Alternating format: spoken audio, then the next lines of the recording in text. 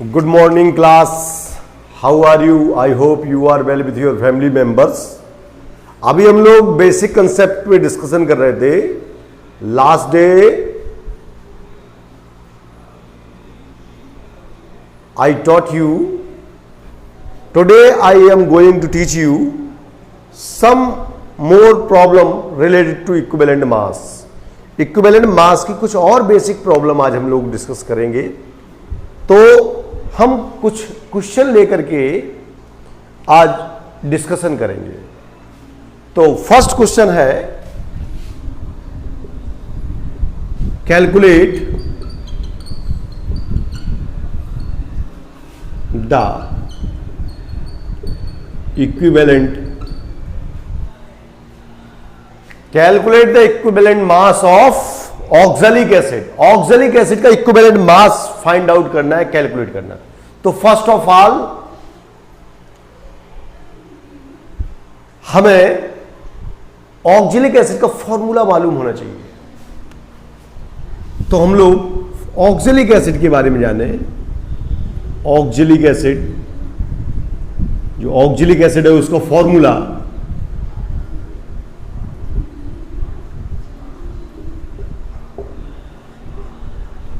this is the formula of oxalic acid.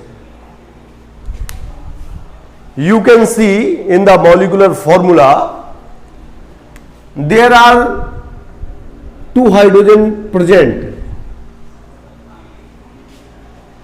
which can be displaced by metal atom. ये जो hydrogen है ये metal atom के द्वारा डिस्प्लेस किए जा सकते हैं, रिप्लेसेबल है. ठीक है. ये वाटर मॉलिक्यूल है. ये वाटर मॉलिक्यूल मॉलिक्यूलर वेट को इंक्रीज करने में इस्तेमाल होता है. ठीक है. तो इस ऑक्सैलिक एसिड की जो बेसिसिटी है, ध्यान देना, बेसिसिटी जिसे हम लोग हिंदी में क्षारकता कहते हैं, वो 2 होगी. तो इसकी जो बेसिसिटी है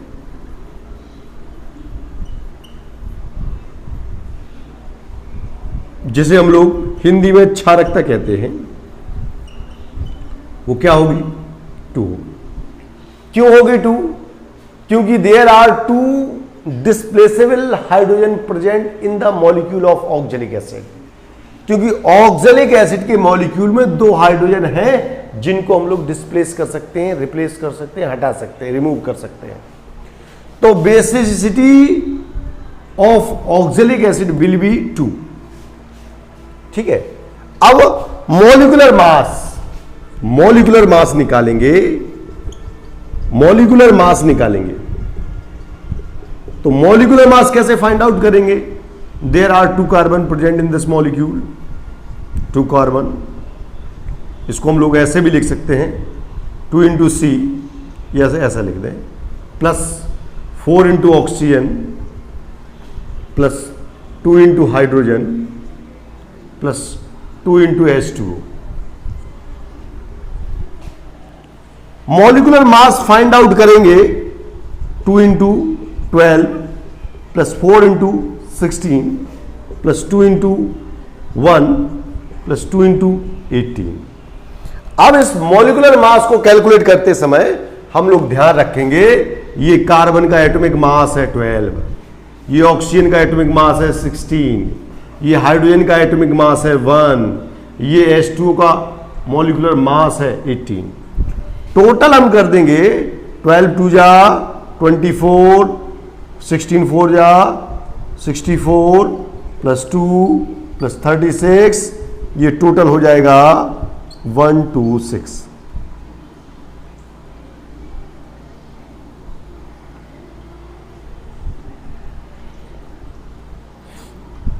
ये मॉलिक्यूलर मास हो गया बेटे.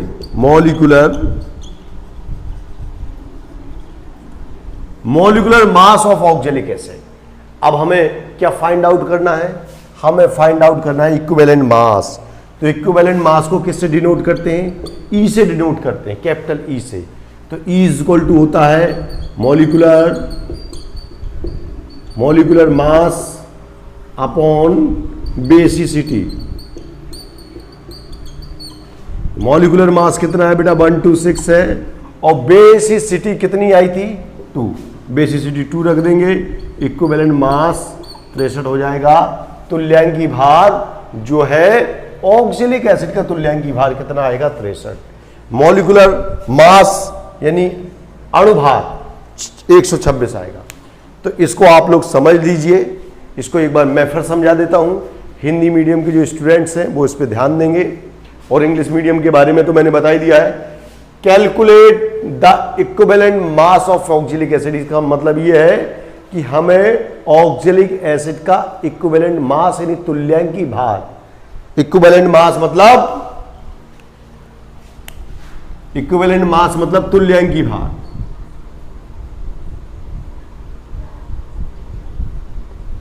हमें तुल्यांकी भार कैलकुलेट करना है, वो भी किसका, ऑक्जेलिक एसिड का।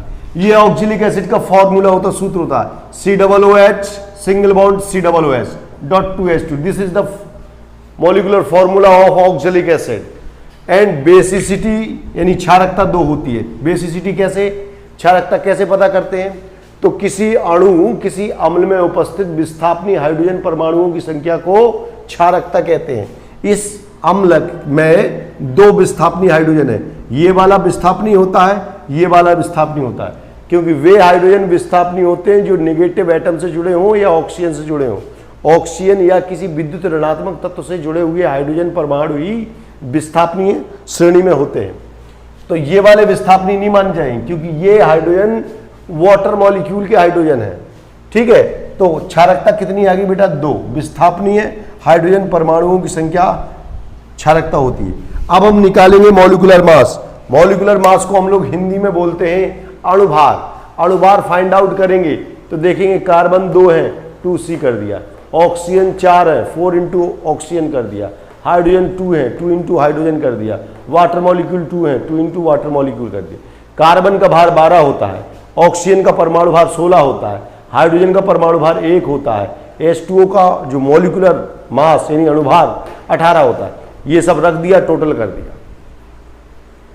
ये हमें कार्बन का एटॉमिक वेट 12 होता है, ऑक्सीजन का 16 होता है, हाइड्रोजन का 1 होता है। ये मुझको याद होना चाहिए, आप भी याद रखेंगे, धीरे धीरे करके फॉर्मूले में आएंगे और आप लोग इनको याद करते रहें। ठीक है, आप बस क्या करेंगे, हमें मॉलिक्यूलर मास पता चल जाएगा। मॉलिक्यूलर मास 126 आ गया। अब हमें इक्विवेलेंट मास पता करना है, मॉलिक्यूलर मास अपॉन बेसिसिटी, ये इसका फॉर्मूला होता है। Equivalent mass of N acid, किसी एसिड का तुल्यांकी भार, अम्ल का तुल्यांकी भार बराबर अणुभार बटे क्षारकता। बेसिसिटी को क्षारकता कहते हैं। अणुभार आपने फाइंड आउट कर लिया है, 126 है, 126 रख दिया। बेसिसिटी पहले से पता है 2 है, डिवाइड कर दिया 63 जो है equivalent mass of oxalic acid. तो ये ऑक्जेलिक एसिड का इक्विवेलेंट मास हो गया।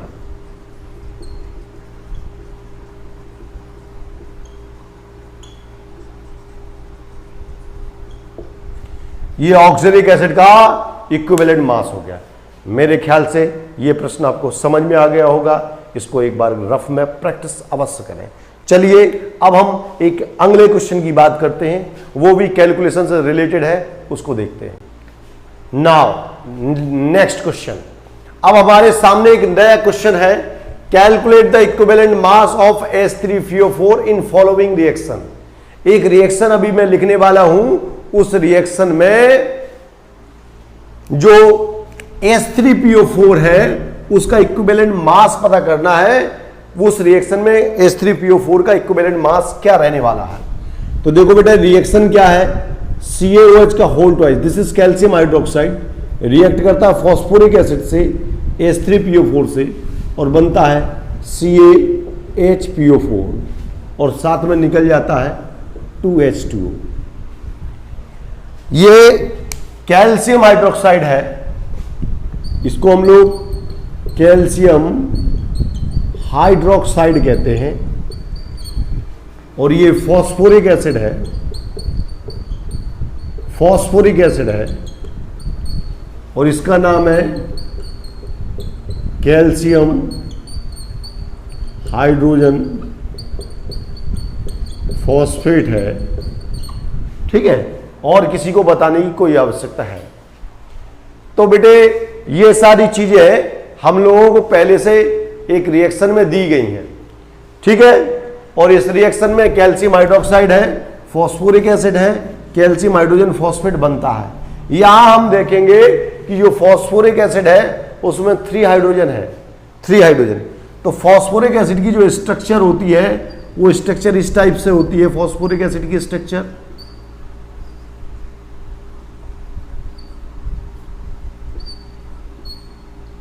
इधर हाइड्रोजन, ये हाइड्रोजन, ये हाइड्रोजन। इस फॉस्फोरिक एसिड में एक ऑक्सीजन तो डबल बॉन्डेड रहता है फॉस्फोरस से, और जो 3 ऑक्सीजन है वो इस तरीके से इस कंडीशन में होते हैं और H के साथ जुड़े रहते हैं। ये तीनों के तीनों H विस्थापनीय है, इसलिए फॉस्फोरिक एसिड की क्षारकता, जिसे हम लोग वेसिसिटी कहते हैं, basicity of phosphoric acid will be in this molecule is 3। इसकी जो बेसिसिटी 3 होगी। क्यों होगी 3? क्योंकि इसमें 3 विस्थापनीय हाइड्रोजन है। There are 3 displaceable hydrogen present in this molecule. तो इसमें 3 हाइड्रोजन है, लेकिन हमको अभी 3 से मतलब नहीं है। हमारी रिएक्शन क्या कह रही है हम उसको फॉलो करेंगे। रिएक्शन में अगर दिख रहा है कि 1 हाइड्रोजन विस्थापनीय है तो हम लिखेंगे बेसिसिटी 1। अगर रिएक्शन कह रही है कि हाइड्रोजन 2 विस्थापित हो रहे हैं, 2 रिप्लेस हो रहे हैं, तो बेसिसिटी 2 हो जाएगी। और यदि तीनों के तीनों हाइड्रोजन रिप्लेस हो रहे हैं तो बेसिसिटी 3 हो जाएगी। चूंकि यहां पर हाइड्रोजन केवल 2 रिप्लेस हो रहे हैं, तो ये देखो केवल 2 हाइड्रोजन यहां रिप्लेस हो रहे हैं। 3 हाइड्रोजन है, 1 है, 2 यहां से चले गए। तो हम लोग लिखेंगे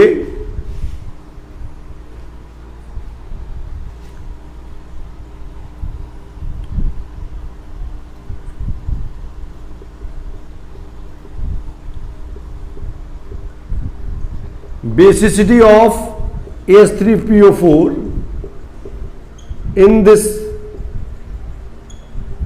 reaction is 2, because only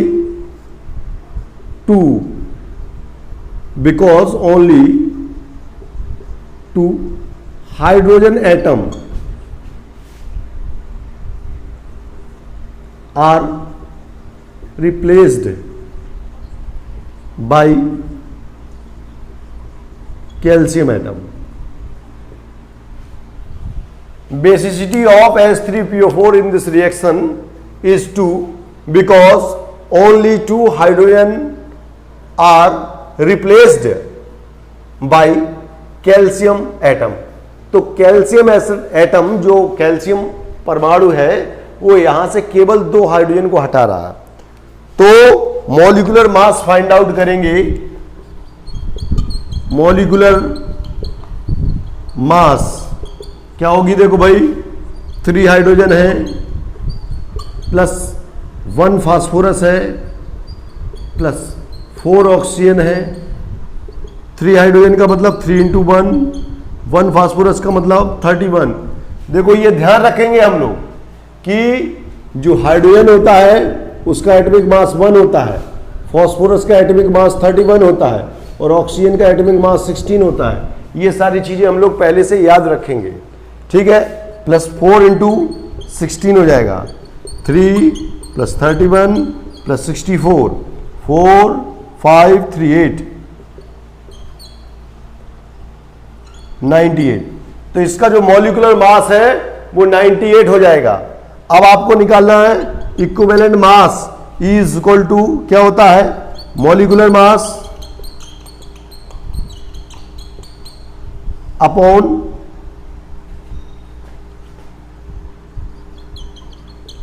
basicity in this reaction.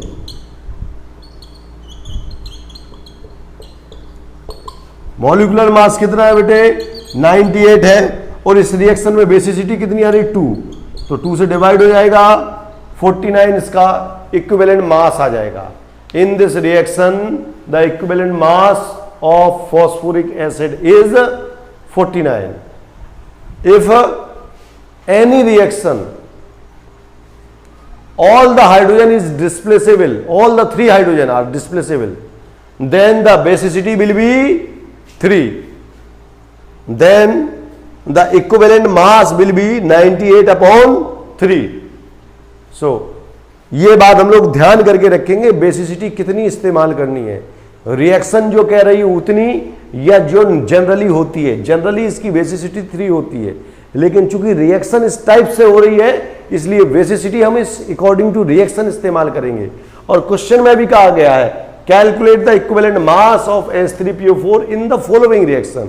जो फॉलोइंग रिएक्शन है, निम्न अभिक्रिया है, उसमें इक्विवेलेंट मास क्या रहने वाला है, तो इक्विवेलेंट मास डिपेंड करेगा डिस्प्लेस्ड हाइड्रोजन के नंबर पर, कितने हाइड्रोजन डिस्प्लेस हो रहे हैं, जितने डिस्प्लेस हो रहे हैं उसी के हिसाब से बेसिसिटी तय होगी, और जो बेसिसिटी बनेगी उसी के हिसाब से, उसी के अकॉर्डिंगली इक्विवेलेंट मास कैलकुलेट किया जाएगा।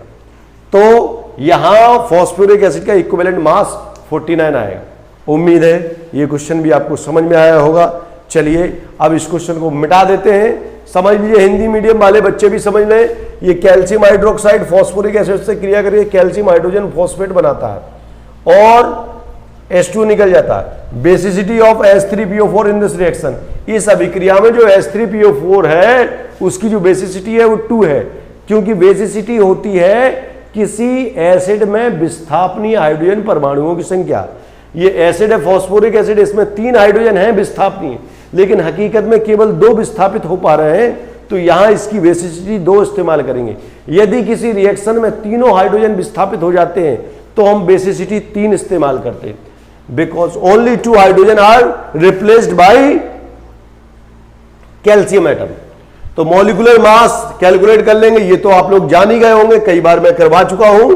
3 into H, 1 into P, 4 into oxygen, इसको कैलकुलेट करके मॉलिक्यूलर मास निकालेंगे 98। Equivalent mass is equal to क्या हो जाएगा, molecular mass upon basicity in this reaction. एक मॉलिक्यूलर मास 98 है और इस रिएक्शन में बेसिसिटी 2 आ रही है, तो 2 से डिवाइड कर देंगे, 49 इसका इक्विवेलेंट मास हो जाएगा। अब मैं इसको मिटा देता हूं, अगले क्वेश्चन को देखता हूं। तो चलिए इसी के साथ एक अगला क्वेश्चन है, हमें दिया गया calculate the percentage of calcium in CaCO3।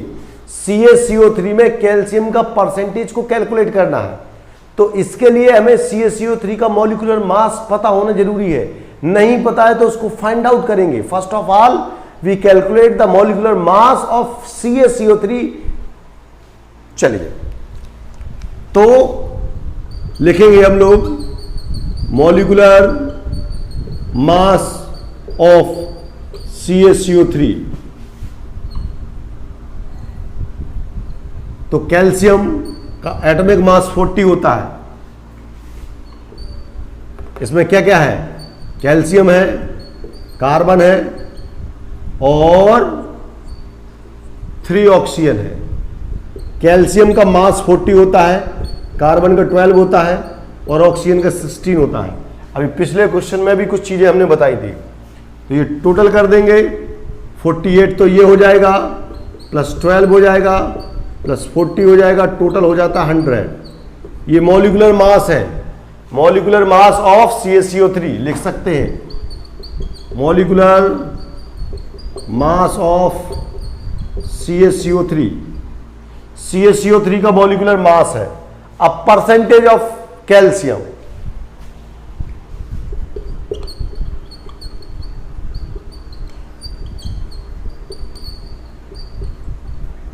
Calcium का परसेंटेज निकालना है।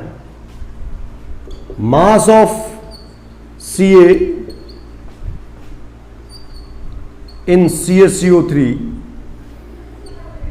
Upon molecular mass of CaCO3 into 100।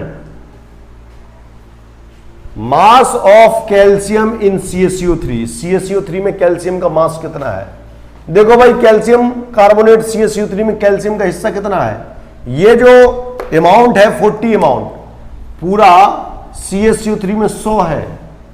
Molecular mass CaCO3 का कितना है, 100 है, और इस 100 में 40 जो है कैल्शियम के कारण है। 40 जो हिस्सा है, 40 जो अमाउंट है वो किसका है, वो कैल्शियम का है।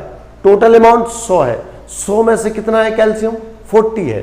तो वही किया, mass of calcium in CaCO3, mass of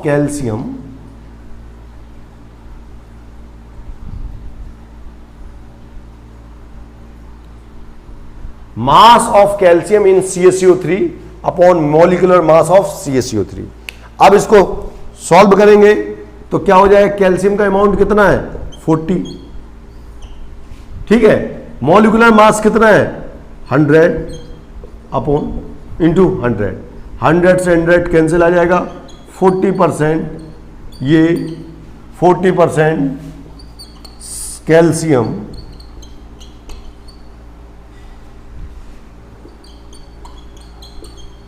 present in the CaCO3 molecule।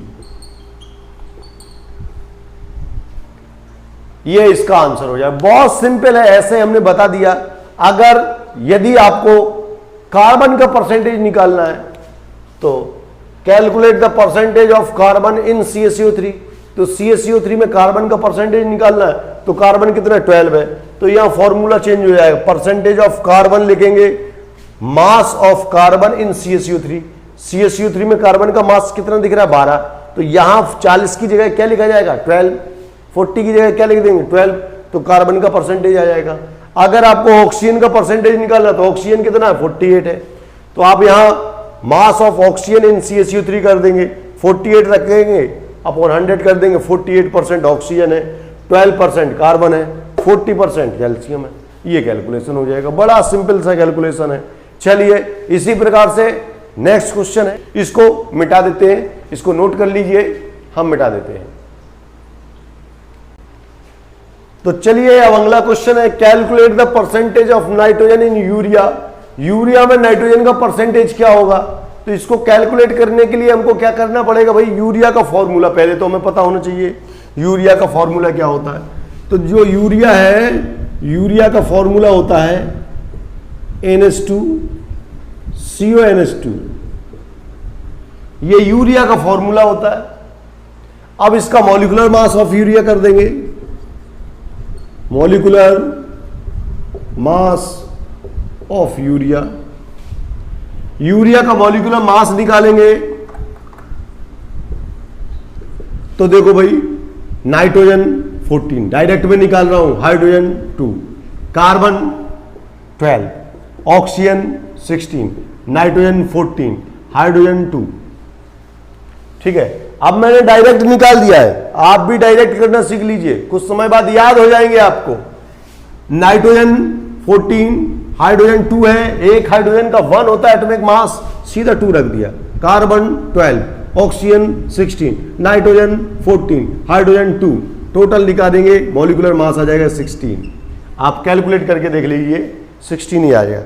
चलिए मैं बता भी देता हूं, 14 + 14 कितना 28, 28 और ये 12 कितना हो गया 40, 2 42, 42 44 और 6 50, 10 60, टोटल इसका जो मॉलिक्यूलर मास आ गया वो 60 आ गया, ठीक है। अब परसेंटेज निकालना है। अब नाइट्रोजन कहां है, नाइट्रोजन देखो, एक तो नाइट्रोजन ये है और एक नाइट्रोजन ये है। कितने नाइट्रोजन है 14 + 14। Molecular mass of urea of nitrogen is equal to mass of nitrogen in urea upon molecular mass of urea into 100। Nitrogen का मास कितना यूरिया में, यूरिया जो दिख रहा है NH2CONH2 ये यूरिया है, यूरिया में नाइट्रोजन का हिस्सा कितना है 14 + 14 28 है। तो मास ऑफ नाइट्रोजन इन यूरिया, तो यूरिया में नाइट्रोजन का जो मास है 14 यहां है, 14 यहां है, टोटल नाइट्रोजन कितना है 28 है, तो वो हम लिख देंगे 28। मॉलिक्यूलर मास ऑफ यूरिया कितना है 60 है, इंटू 100, क्योंकि परसेंटेज निकाल रहे हैं, कैलकुलेट कर देंगे, ये कैंसिल हो जाएगा, ऊपर आ जाएगा 280/6, इसको कैलकुलेट करेंगे,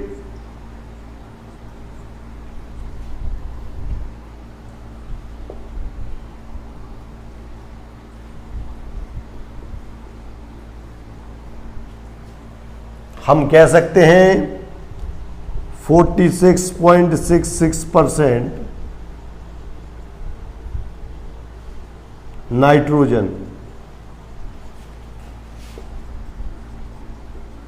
present in urea. 46.66% nitrogen present in urea, यानी यूरिया में 46.66% नाइट्रोजन उपस्थित होता है। इतनी सी बात हो गई। आपको चूंकि नाइट्रोजन का परसेंटेज कैलकुलेट करने को बोला गया है, calculate the percentage of nitrogen in urea, urea में नाइट्रोजन का परसेंटेज कैलकुलेट करना, तो आपने ये कर लिया, मास ऑफ नाइट्रोजन रख दिया। अगर आपसे कहा जाए ऑक्सीजन का परसेंटेज क्या है, तो आप यहां मास ऑफ नाइट्रोजन ना रख करके mass of oxygen in urea कर देते और